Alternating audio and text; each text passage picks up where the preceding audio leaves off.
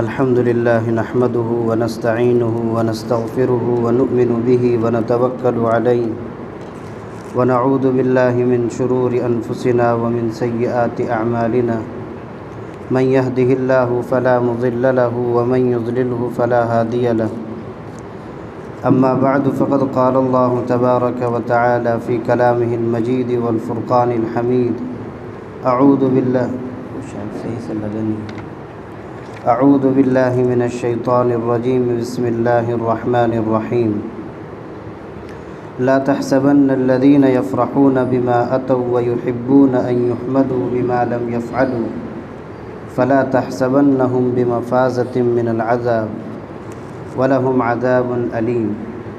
صدق اللہ العظیم۔ حاضرین محترم، آج کی یہ مجلس نمبر شمار کے اعتبار سے 119 نمبر کی مجلس ہے، اور آج کی اس مجلس میں سورہ آل عمران کی آیت نمبر 188 سے آیت نمبر 194 تک کی آیات پر مشتمل ہے۔ گزشتہ مجلس میں یہ بات عرض کی گئی کہ یہودیوں نے نبی کریم صلی اللہ علیہ وسلم سے ایک مطالبہ رکھا کہ اگر آپ ایسی قربانی پیش کریں جس کو آگ آ کر کے آسمان سے کھا جائے تو ہم آپ پر ایمان لائیں گے۔ اللہ تعالیٰ نے فرمایا کہ آپ سے پہلے اور بھی رسول آئے ہیں،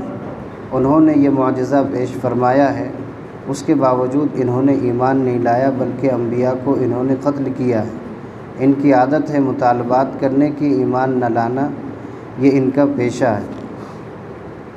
اس کے بعد اللہ تعالیٰ نے نبی کریم صلی اللہ علیہ وسلم کو تسلی دیتے ہوئے ارشاد فرمایا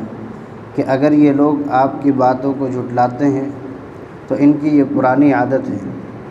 اس سے پہلے جو بھی رسول آئے ہیں انہوں نے ان کی تکذیب کی ہے، انہیں جھٹلایا ہے۔ اس کے بعد اللہ تعالیٰ نے ارشاد فرمایا کہ جن لوگوں نے اللہ کے نبی صلی اللہ علیہ وسلم کو اور دیگر انبیاء کو جھٹلایا ان کے لیے وعید ہے، جہنم ان کے لیے طے ہے، اور جنہوں نے اللہ کے نبی کو مانا اور ان کے احکام پر عمل کیا اللہ تعالیٰ ان کو آخرت میں اجر عطا فرمائیں گے اور جنت میں داخل فرمائیں گے۔ اس کے بعد اللہ تعالیٰ نے ارشاد فرمایا کہ اے مسلمانوں، تم اپنے مال اور اپنی جان دونوں سے آزمائے جاؤ گے، اور کفار مکہ تمہیں اور طرح کی باتیں سنائیں گے جس سے تمہیں زیادہ تکلیف ہوگی، لیکن تم صبر اور تقوی کے دامن کو تھامے رکھنا اور ان کی باتوں کا کوئی جواب نہ دینا۔ اس کے بعد کی آیت میں اللہ تعالیٰ نے ارشاد فرمایا، یہودیوں کی ایک عادت تھی، یہودیوں کے برے افعال میں سے ایک فعل کا ذکر تھا کہ ان کے علماء یہ کرتے تھے کہ اللہ سے انہوں نے جو عہد و پیمان لیا تھا کہ جو نبی بعد میں آنے والے ہیں ان کی جو صفات تورات میں مذکور تھی، موجود تھی، ان کو وہ چھپائیں گے نہیں، سب کا سب بیان کر دیں گے۔ لیکن انہوں نے جب نبی کریم صلی اللہ علیہ وسلم کو دیکھا کہ ساری نشانیاں، سارے علامات ان میں موجود ہیں، تو ان علامات کو انہوں نے چھپا دیا اور لوگوں کے سامنے ظاہر نہ کیا، تو اللہ تعالیٰ نے ان کے بارے میں فرمایا کہ انہوں نے ایک برا کام کیا ہے اور اس کے عوض وہ پیسے لیا کرتے تھے، اس کا بھی ذکر فرمایا۔ آج کی آیت جو میں نے آپ کے سامنے تلاوت کی ہے یہ بھی علماء یہود کی طرف سے جو ایک برا فعل جو ان سے ہوتا تھا، جو کام وہ کرتے تھے کہ وہ لوگ اللہ کے نبی صلی اللہ علیہ وسلم کی صفتوں کو اور اسی طرح تورات کے احکامات کو چھپا لیتے تھے، واضح طور پر بیان نہ کرتے تھے، اور اس بیان نہ کرنے کی وجہ سے لوگوں کے سامنے جب وہ حقیقت کھل کر کے آتی کہ ہم سے پوچھا کچھ اور گیا، ہم نے جواب کچھ اور دیا تھا، تو اس سے وہ خوش ہوتے تھے کہ ہم نے برا کام کیا لیکن ہماری یہ برائی ان کے سامنے واضح نہ ہو پائی، تو لوگوں سے وہ چاہتے تھے کہ وہ ہماری تعریف کریں ہمارے اس برے فعل پر۔ اسی کے بارے میں فرمایا ایک مرتبہ حضور صلی اللہ علیہ وسلم نے علماء یہود سے توریت کی کوئی بات پوچھی،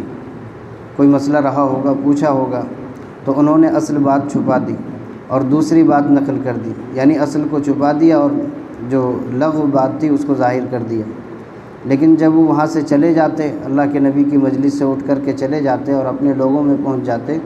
تو وہاں جا کر کے کہتے کہ کیا ہم نے کتنا اچھا کام کیا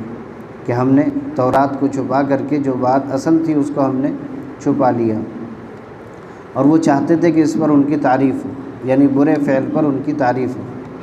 دوسری روایت میں آتا ہے کہ منافقین غزوات میں شریک نہیں ہوتے تھے، جو جنگ ہوئی ہے تو جنگ میں یہ شریک نہ ہوتے تھے، اور جب نبی کریم صلی اللہ علیہ وسلم واپس تشریف لاتے تو بیجا عذر کرتے کہ ہمیں یہ مسئلہ پیش تھا، ہمیں یہ مسئلہ پیش تھا، اور عذر کرتے تھے، اور وہ یہ چاہتے تھے کہ ہمارے اس نہ جانے پر ہماری تعریف ہو، یعنی ایک تو برا کام بھی کریں اور اپنے اس برائی پر وہ تعریف کی بھی خواہش مند تھے۔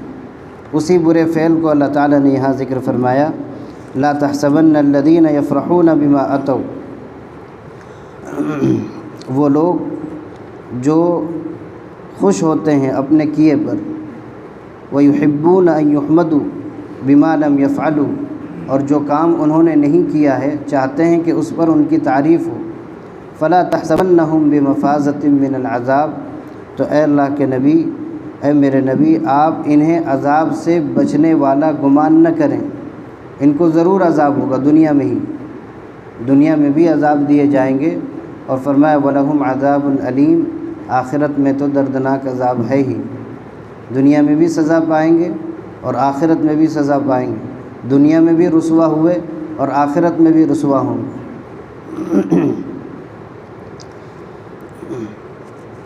تو یہ ایک بات تھی جو علماء یہود میں پائی جاتی تھی کہ جو کام وہ کرتے بھی نہیں تھے اس پر وہ تعریف چاہتے تھے۔ اس سلسلے میں تفسیر انوار البیان میں حضرت مولانا عاشق الہی صاحب بلند شہری نور اللہ مرقدہ نے لکھا ہے کہ حضرت امام اعظم ابو حنیفہ رحمۃ اللہ علیہ ایک دفعہ بازار سے گزر رہے تھے، تو ایک شخص نے دیکھا آپ کو، تو دوسرے شخص سے کہا کہ دیکھو یہ وہ شخص جا رہا ہے جو رات بھر نماز پڑھتا ہے، یہ وہ شخص جا رہا ہے جو رات بھر نماز پڑھتا ہے۔ امام اعظم ابو حنیفہ رحمۃ اللہ علیہ کے بارے میں اس نے اپنے ساتھی سے کہا۔ یہ سن کر امام صاحب، آپ پوری رات نماز نہیں پڑھا کرتے تھے، جب انہوں نے یہ سنا کہ لوگ میرے بارے میں یہ خیال کرتے ہیں کہ میں پوری رات نماز پڑھتا ہوں، تو اس دن سے انہوں نے پوری رات نماز پڑھنا شروع کر دی، اور فرمایا کہ مجھے یہ بات پسند نہیں کہ اس عمل پر میری تعریف ہو جو میں کرتا ہی نہیں، جس عمل پر میری تعریف ہو رہی ہے وہ عمل میں کرتا ہی نہ ہوں، تو ایسی تعریف مجھے پسند نہیں ہے۔ اگر کوئی شخص یہ کہے ہمیں کہ آپ تو تہجد گزار ہیں اور میں تہجد پڑھتا بھی نہ ہوں اور مجھے اس بات سے خوشی ہو، تو یہ کتنی بری بات ہے کہ لوگ میرے بارے میں اچھا گمان کریں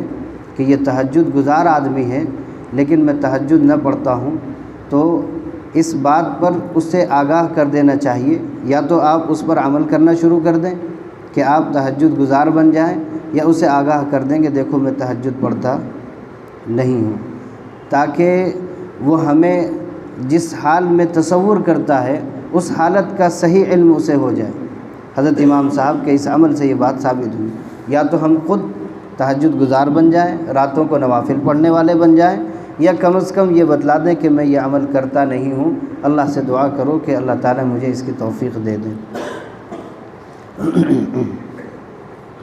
آگے اللہ تعالیٰ نے ارشاد فرمایا وَلِلَّهِ مُلْكُ السَّمَاوَاتِ وَالْأَرْضِ،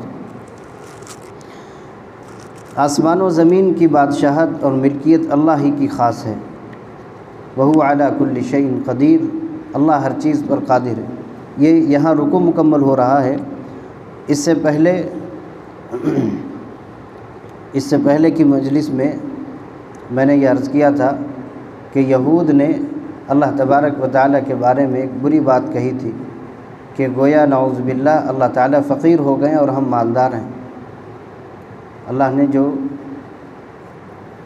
قرض کا مطالبہ کیا، یعنی زکوٰۃ وغیرہ صدقہ اور خیرات کا مطالبہ کیا،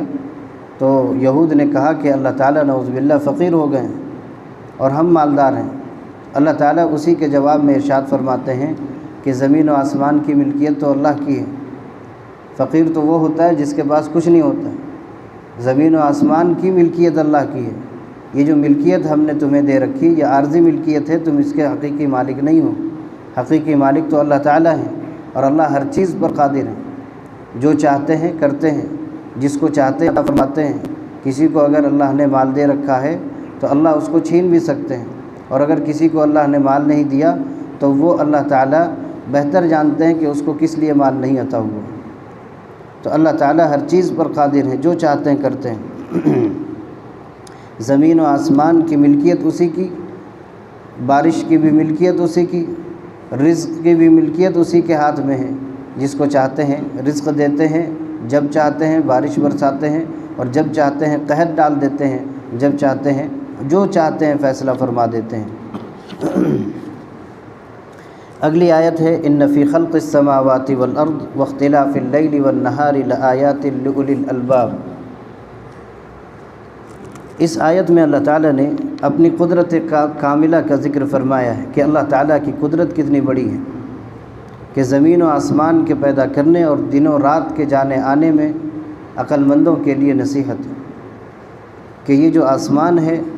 اور یہ زمین ہے اور یہ دن اور یہ رات، یہ اللہ تعالیٰ کی جو اللہ تعالیٰ نے انہیں پیدا کیا ہے، انہی کے اوپر آدمی اگر غور و فکر کر لے تو انہیں پتہ چل جائے گا کہ اللہ تعالیٰ کی قدرت کتنی بڑی ہے۔ اس آیت کا شان نزول جو ہے وہ حضرت ابن عباس رضی اللہ عنہ فرماتے ہیں کہ قریش یہود کے پاس پہنچے اور ان سے مطالبہ کیا کہ فقالوا بما جاءکم موسیٰ من الآیات، کہ تمہارے نبی حضرت موسیٰ علیہ السلام نے کیا معجزات پیش فرمائے ہیں بتلاؤ۔ قالوا عصاہ ویدہ بیضاء للناظرین، فرمایا کہ انہیں اللہ تعالیٰ نے عصا عطا فرمایا تھا، ایک لاٹھی عطا فرمائی تھی جو بوقت ضرورت اژدہا کی شکل اختیار کر لیتا تھا، اور فرمایا کہ ان کا ہاتھ اتنا روشن ہو جاتا تھا کہ چمکدار ہو جاتا تھا۔ یہ اللہ تعالیٰ نے ان کو معجزہ عطا فرمایا تھا۔ چنانچہ وہ لوگ وہاں سے اٹھ کر کے نصارہ کے پاس آئے اور فرمایا کہ کیف کان عیسیٰ، عیسیٰ کیسے تھے، ان کی حقیقت کیسی تھی، وہ کیا تھے؟ تو نصارہ نے کہا کہ کان یبرئ الاکمہ والابرص ویحیی الموتى باذن اللہ، کہ وہ اللہ کے حکم سے اندھوں کو اور کوڑھی کے مرض والوں کو شفا دے دیتے تھے اللہ کے حکم سے، ویحیی الموتى، اور مردوں کو زندہ کر دیتے تھے۔ یہ معجزہ اللہ تعالیٰ نے حضرت عیسیٰ علیہ السلام کو عطا فرمایا تھا۔ تو چنانچہ یہ لوگ نبی کریم صلی اللہ علیہ وسلم کی خدمت میں پہنچے اور کہا کہ ادعو لنا ربک، اے نبی آپ ہمارے لیے اپنے رب سے دعا کر دیں کہ یجعل لنا الصفا ذهبا، کہ صفا پہاڑی کو سونے کا بنا دیں۔ آپ اللہ تعالیٰ سے دعا فرمائیں۔ کہنا یہ تھا کہ اگر آپ سچے نبی ہیں تو اپنے رب سے کہہ دیں کہ اس پہاڑ کو سونے کا بنا دیں۔ اگر اللہ سے آپ دعا فرماتے تو اللہ تعالیٰ ضرور سونے کا پہاڑ بنا دیتے، لیکن اس کے باوجود یہ لوگ ایمان نہیں لاتے، اس لیے کہ اگر یہ معجزہ پیش بھی فرما دیتے تو یہ لوگ آپ کو جادوگر کہتے۔ کہا لوگوں نے، قرآن نے خود کہا کہ لوگوں نے انہیں جادوگر کہا۔ آپ اللہ تعالیٰ نے فرمایا کہ آپ جادوگر نہیں ہیں، آپ نہ مجنون ہیں، آپ نہ دیوانہ ہیں، بلکہ آپ تو ہمارے رسول ہیں۔ اللہ تعالیٰ نے آپ کو تسلی دی ہے، اس لیے کہ لوگوں نے آپ کو مجنون بھی کہا، پاگل بھی کہا، دیوانہ بھی کہا، جادوگر بھی کہا، کاہن بھی کہا، سب کچھ کہا۔ تو یہ آیت اللہ تعالیٰ نے نازل فرمائی کہ اگر تمہیں اللہ تبارک و تعالیٰ کی قدرت دیکھنی ہو تو زمین و آسمان پر غور کر لو، یہ زمین و آسمان کی پیدائش ہی میں اللہ تبارک و تعالیٰ کی قدرت چھپی ہوئی ہے۔ اللہ تعالیٰ نے دوسرے پارے کے اندر اس آیت کو ذکر فرمایا ان فی خلق السماوات والارض واختلاف اللیل والنہار، کہ زمین و آسمان کی پیدائش میں اور رات و دن کے آنے جانے میں، والفلک التی تجری فی البحر، اور اس کشتی میں جو سمندر میں چلتی ہے، بما ینفع الناس، لوگوں کے نفع کی چیز لے کر کے، اس میں بھی اللہ تعالیٰ کی نشانی ہے کہ زمین پر چلنا تو آسان ہے، لیکن اسی کشتی کو اللہ تبارک و تعالیٰ جو آدمیوں سے پر ہے، بھری ہوئی ہے، بھاری ہے، اور اللہ تعالیٰ اس کو زمین پر نہیں پانی پر چلا دیتے ہیں۔ پانی پر چلانا یہ انسان کے بس کی چیز نہیں ہے، یہ اللہ تعالیٰ کی قدرت ہے۔ وما انزل اللہ من السماء من ماء فاحیا به الارض بعد موتها، اور اللہ تعالیٰ نے فرمایا کہ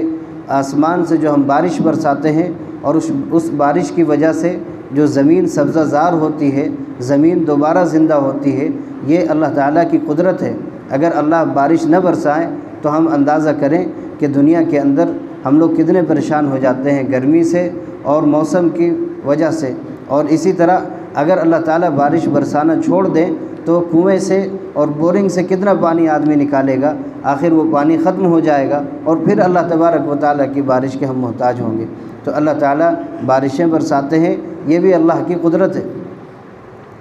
وَبَثَّ فِيهَا مِن كُلِّ دَابَّةٍ، اور زمین میں اللہ تعالیٰ نے بے شمار جانور پھیلا دیے، چوپایوں کو رکھ دیا، طرح طرح کے مخلوق اللہ تعالیٰ نے پیدا کر دیے، یہ انسان کے بس کی چیز نہیں ہے۔ انسان تو ایک چیز نہیں بنا سکتا ہے، تو یہ ساری چیزوں کی پیدائش اللہ تبارک و تعالیٰ کی قدرت کا پتہ دیتی ہے۔ اور زمین اور ہواؤں کا چلنا، یہ جو ہواؤں کا چلنا ہے، ہوا دکھتی نہیں ہے، ایک چیز ہوا نے کسی چیز کو اڑایا ہے، وہ چیز نظر آتی ہے لیکن ہوا نظر نہیں آتی ہے۔ اندازہ کیجئے کہ اللہ تعالیٰ کی قدرت کتنی کامل ہے کہ ایک چیز وہ ہوا جس کے ہم سب محتاج ہیں، پوری دنیا ہر وقت ہر لمحے محتاج ہے، وہ نظر نہیں آتی ہے، لیکن اس کے بغیر انسان زندہ بھی نہیں رہ سکتا۔ اللہ تعالیٰ کی قدرت کتنی کامل ہے۔ اور اللہ تعالیٰ بادلوں کو، جو زمین اور آسمان کے درمیان بادل جو تابع ہیں، یعنی زمین و آسمان کے درمیان ہے، اللہ تعالیٰ نے اس کو بھی نشان عبرت بنایا ہے کہ دیکھو اللہ تعالیٰ نے اس پانی کو، جس کو ہم اگر کسی جگہ محفوظ کرنا چاہیں تو اس کے لیے ٹینک بنانا پڑتا ہے اور مضبوط چیز پر اس کو رکھ کر کے ہم محفوظ کر سکتے ہیں۔ اللہ تعالیٰ کی ذات وہ ذات ہے کہ جس کو بادلوں میں بغیر کسی سہارے کے اللہ تعالیٰ پانی اتنا، اس کا بوجھ ایسے ہی بغیر کسی سہارے کے محفوظ کر کے رکھ سکتے ہیں کہ اگر مسلسل بارش ہو جائے تو شہر کے شہر ڈوب جاتے ہیں۔ اتنا پانی اللہ تعالیٰ نے بغیر کسی سہارے کے ہمارے سروں پر اٹھا کر کے رکھا ہے، یہ بھی اللہ تعالیٰ کی قدرت کاملہ ہے۔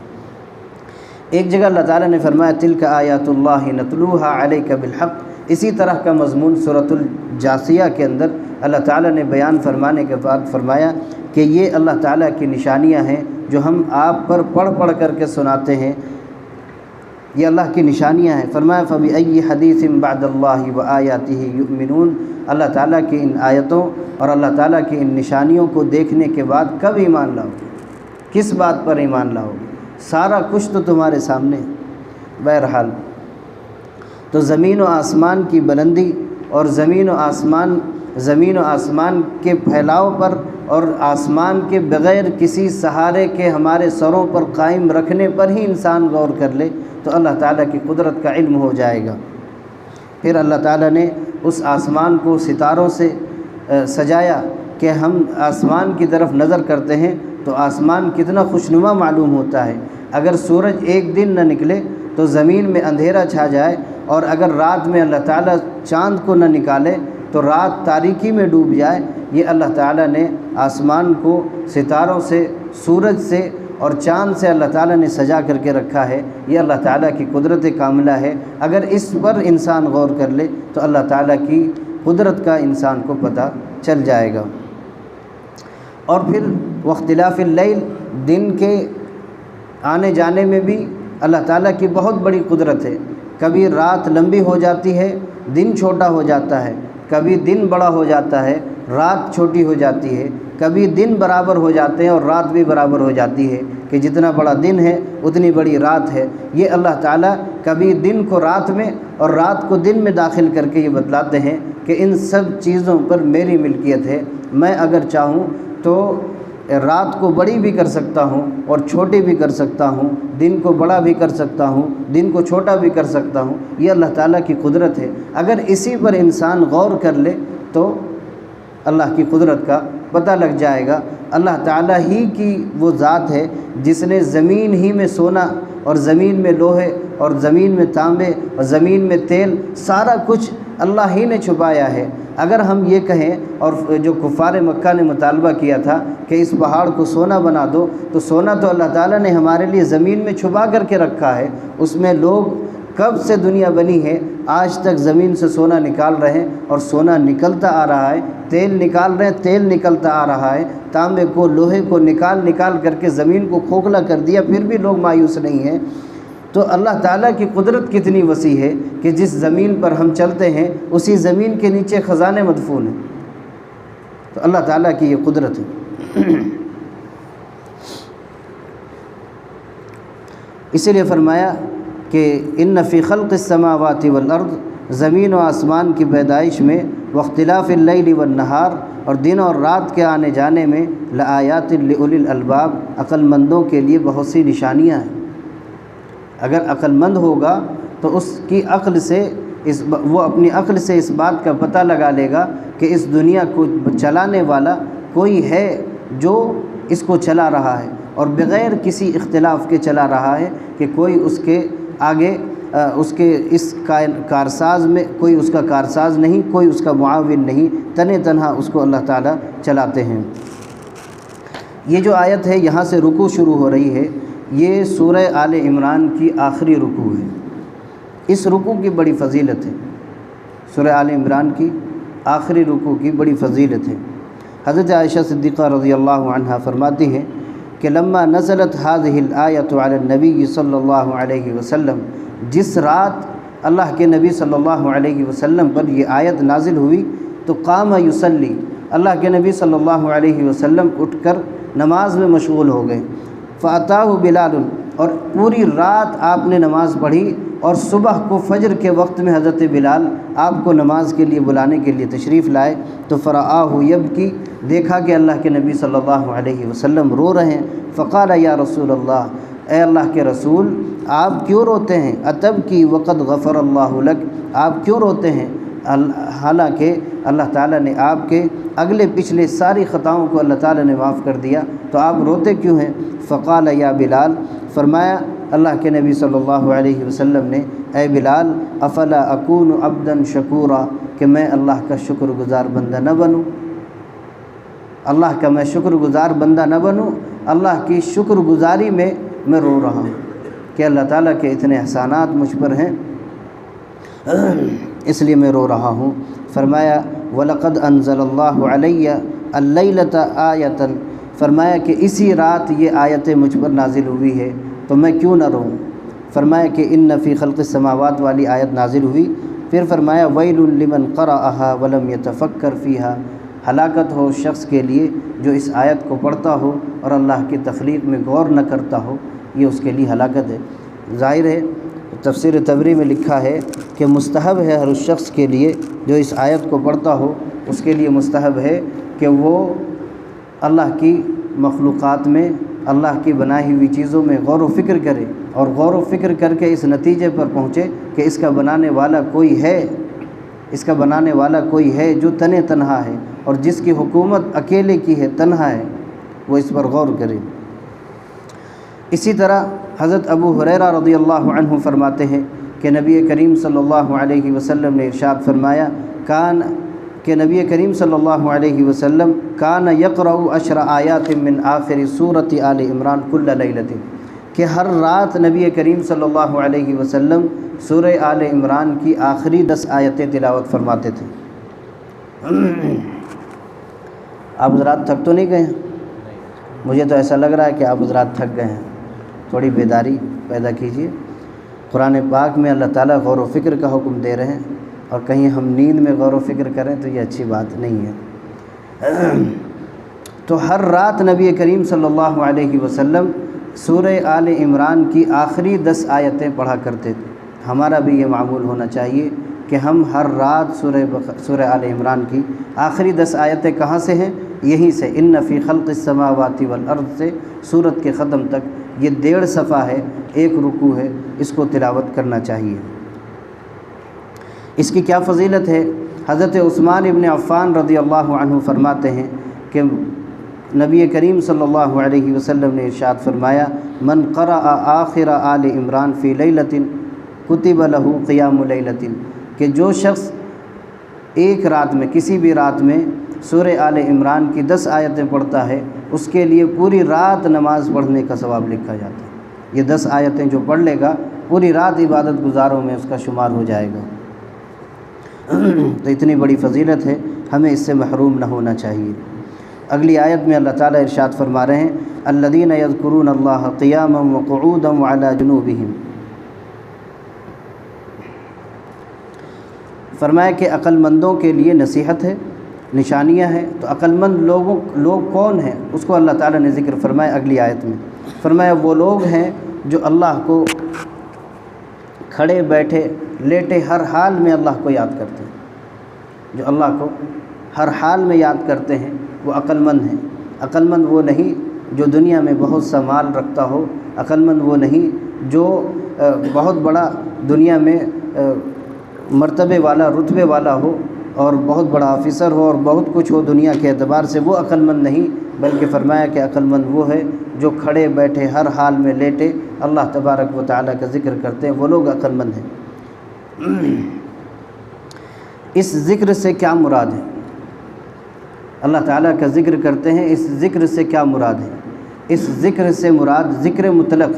یعنی اللہ کی یاد، یہ بھی مراد ہے کہ جب جس حالت میں بھی انسان ہو اسے اللہ کو یاد کرنا چاہیے۔ اگر وہ کہیں کھڑا ہو تو وہ اللہ کو یاد کرتا ہو، کہیں بیٹھا ہو تو اللہ کی یاد کر رہا ہو، لیٹا ہو تو اللہ کی یاد کر رہا ہو، ہر حال میں اللہ کو یاد کرنا چاہیے۔ ہمارے جو مشائخ ہیں، صوفیہ ہیں، جو بزرگان دین ہیں، وہ لوگ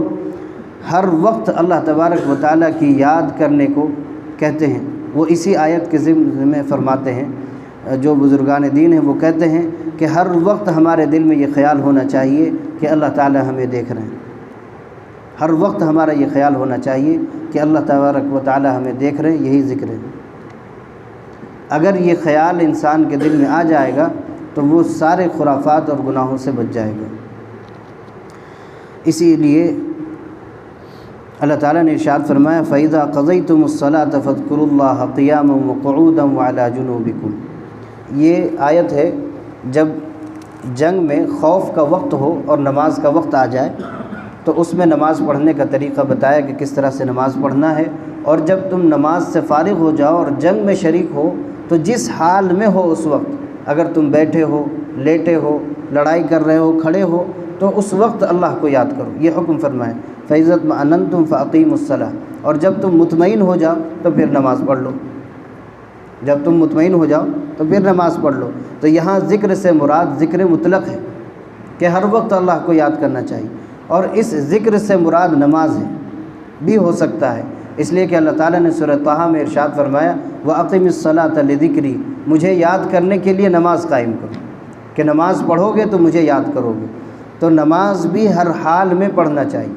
کہ اگر کسی وجہ سے آدمی بیمار ہے، کھڑے ہو کر کے نماز نہیں پڑھ سکتا ہے تو بیٹھ کر کے نماز پڑھے، بیٹھ کر نہیں پڑھ سکتا ہے لیٹ کر نماز پڑھے، لیٹ کر نہیں پڑھ سکتا ہے تو اشارے سے نماز پڑھے۔ نماز کسی بھی حال میں معاف نہیں ہے۔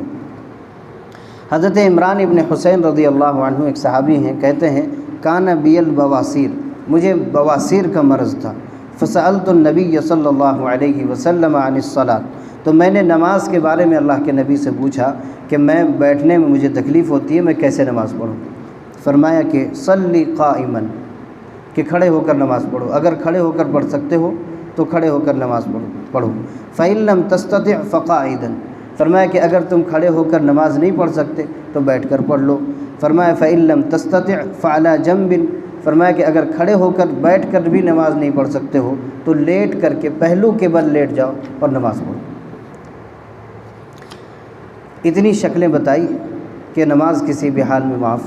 نہیں ہے۔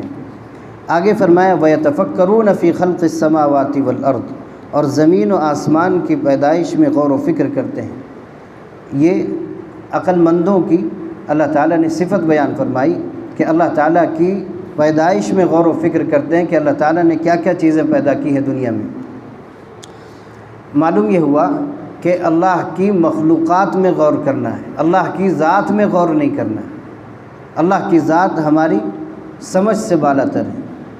اللہ کی ذات ہماری سمجھ سے بالا تر ہے۔ ہمارا دماغ تو یہ کہتا ہے کہ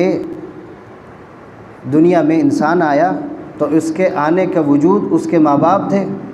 وجہ اس کے ماں باپ تھے، تو اللہ تعالیٰ کو کس نے پیدا کیا؟ تو اللہ تعالیٰ کی ذات میں ہمیں غور نہیں کرنا ہے۔ اگر ہم اللہ کی ذات میں غور کرنے لگ جائیں گے تو ہم گمراہ ہو جائیں گے۔ اس لیے اللہ کی مخلوقات میں غور کرنا ہے کہ اللہ تعالیٰ نے کیا کیا چیزیں پیدا کی ہیں۔ بلکہ حدیث ہے تفکروا فی الخلق،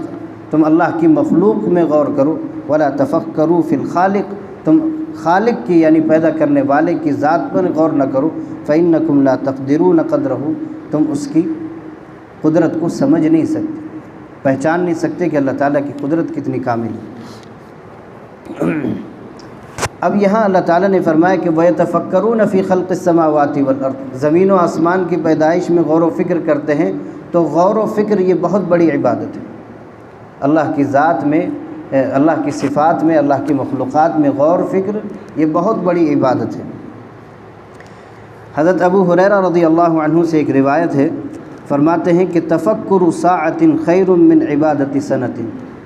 ایک لمحے کا غور و فکر اللہ کی مخلوقات میں، اللہ کی پیدائش کے بارے میں کہ زمین و آسمان کو، چاند و سورج کو، سمندر کو، پہاڑ کو کس طرح اللہ تعالیٰ نے پیدا کیا، اس فکر کو فکر بنانا یہ 1 سال عبادت سے بہتر ہے۔ اللہ کی مخلوقات میں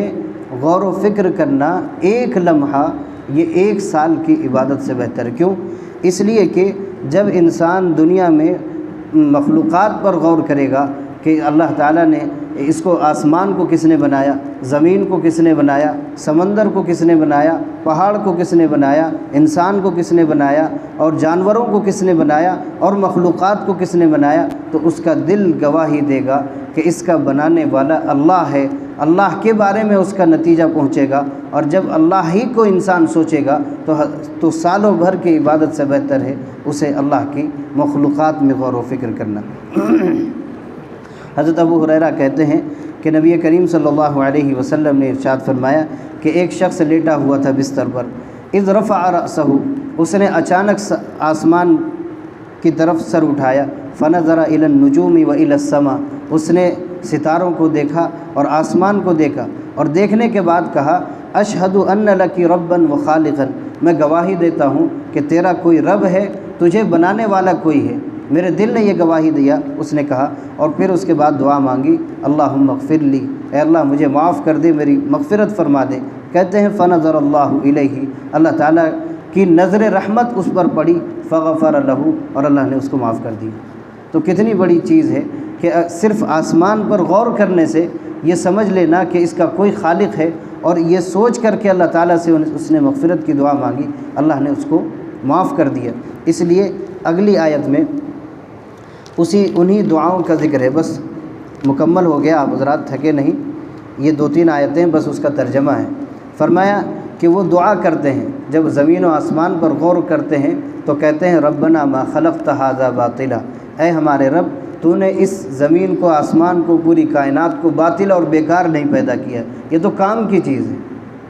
یہ تو کام کی چیز ہے، سبحانک، تیری ذات پاک ہے، فقنا عذاب النار، اے ہمارے رب آپ ہمیں عذاب جہنم سے بچا لیجیے، جہنم کے عذاب سے ہمیں بچائیے۔ فرمایا کہ ربنا انک من تدخل النار، اے ہمارے رب جسے آپ نے جہنم میں داخل کر دیا، فقد اخزیتہ، اس کو تو نے رسوا کر دیا۔ جہنم میں داخل ہونا یہ بہت بڑی رسوائی ہے کہ جہنم میں کون جائے گا؟ جو گنہگار ہوگا، اور گناہوں کا پردہ فاش ہوگا، تو پردے کا فاش ہونا، گناہوں کا لوگوں کے سامنے ظاہر ہونا یہ بہت بڑی رسوائی ہے۔ تو فرمایا کہ اے ہمارے رب آپ نے جس کو جہنم میں داخل کر دیا اس کو آپ نے رسوا کر دیا، اور ظلم کرنے والوں کا کوئی مددگار نہیں ہے۔ یہ دعا اس لیے کی جاتی ہے تاکہ اللہ تعالیٰ سے ہم یہ کہیں کہ اے اللہ ہمیں جہنم میں داخل نہ فرما، ہمیں جہنم۔ وہ اگلی دعا ہے، فرمایا کہ ربنا اننا سمعنا منادی ینادی للایمان، اے ہمارے رب ہم نے ایک ندا دینے والے کو سنا کہ وہ یہ کہہ رہا تھا، ایمان کی ندا لگا رہا تھا، ان آمنوا بربکم، کہ تم اپنے رب پر ایمان لاؤ، فآمنا، تو ہم نے ایمان لائے۔ اس سے کون مراد ہے؟ تو مفسرین نے بہت سے اقوال لکھے ہیں، اس میں ایک قول یہ ہے کہ نبی کریم صلی اللہ علیہ وسلم کی ذات مراد ہے کہ آپ نے پوری انسانیت کو پکار کر کہا کہ قولوا لا الہ الا اللہ تفلحوا۔ تمام انبیاء کی یہی دعوت تھی، انہوں نے ایمان کی دعوت دی، اور ایمان کی دعوت اسی کو یہ کہہ رہے ہیں کہ ایک منادی کو ہم نے سنا کہ وہ کہہ رہے تھے کہ اللہ پر ایمان لاؤ، چنانچہ اللہ ہم نے ایمان لایا۔ ربنا فاغفر لنا ذنوبنا، اے ہمارے رب اب ہم گناہوں کی معافی آپ سے چاہتے ہیں، ہمارے گناہوں کو معاف کر دیں، وکفر عنا سیئاتنا، اور ہماری خطاؤں کو معاف کر دیں۔ ذنوبنا سے بعض مفسرین نے مراد لیا کہ ہمارے کبیرہ گناہ کو معاف کر دے اور ہمارے صغیرہ گناہ کو معاف فرما دے، وتوفنا مع الابرار، اور ہمیں نیک لوگوں کے ساتھ وفات دے، یعنی ہمیں نیک لوگوں میں شامل فرما دے۔ ہماری وفات کے بعد یا ہماری زندگی میں ہمیں نیک لوگوں کی صحبت میں اور ان کی فہرست میں شامل فرما دے۔ جو کہا کہ جس کو آپ نے جہنم میں داخل کر دیا اس کو آپ نے رسوا کر دیا، اس کے بارے میں فرمایا ربنا وآتنا ما وعدتنا علی رسولک، اے ہمارے رب آپ ہمیں وہ چیز عطا فرما دیجئے جس کا آپ نے اپنے رسولوں کے زبانی ہم سے آپ نے وعدہ فرمایا۔ کیا چیز کا وعدہ ہے؟ کہ فلاں عمل کرو گے جنت، فلاں عمل کرو گے جنت میں یہ نعمتیں، اللہ کی رضا، اللہ کا دیدار، یہ سب کچھ ملے گا۔ یہ انبیاء کا وعدہ ہے، انبیاء نے ہم سے وعدہ کیا تھا کہ یہ عمل کرو گے تو تمہیں جنت کی نعمتیں اور جنت میں اللہ تعالیٰ اپنا دیدار نصیب فرمائیں گے، تو آپ ہمیں وہ چیز عطا فرما دیجیے۔ ولا تخزنا یوم القیامہ، اور قیامت کے دن ہمیں رسوا نہ فرما، اس لیے کہ ہم اسی امید پر آپ پر ایمان لائے کہ آپ ہمیں معاف کر دیں گے، تو ہم نے ایمان لے آیا، آپ ہمیں رسوا نہ کریے گا جہنم میں داخل کر کے۔ تو یہ دعا ہے کہ ولا تخزنا یوم القیامہ، قیامت کے دن ہمیں رسوا نہ فرمانا۔ پھر فرمایا انک لا تخلف المیعاد، کہو کہ آپ وعدہ خلافی نہیں کرتے۔ اللہ تعالیٰ وعدہ خلافی نہیں فرماتے ہیں، اس لیے ہمیں اس کی فضیلت، جو ان 10 آیتوں کی جو فضیلت ہے مفسرین نے لکھا ہے انہی آیتوں کی وجہ سے کہ اس میں بہت ایسی دعائیں مانگی گئی ہے کہ دنیا بھی آخرت بھی ہر چیز اس کے اندر داخل ہے، اس لیے ہمیں اس آیت کو معمول بنانا چاہیے۔ یہ آیت یہیں تک نہیں ہے بلکہ ایک اور بھی 2-4 آیتیں ہیں، اس کو مکمل کر لینا چاہیے۔ اللہ تعالی ہمیں عمل کی توفیق نصیب فرمائے۔ وما علینا الا البلاغ۔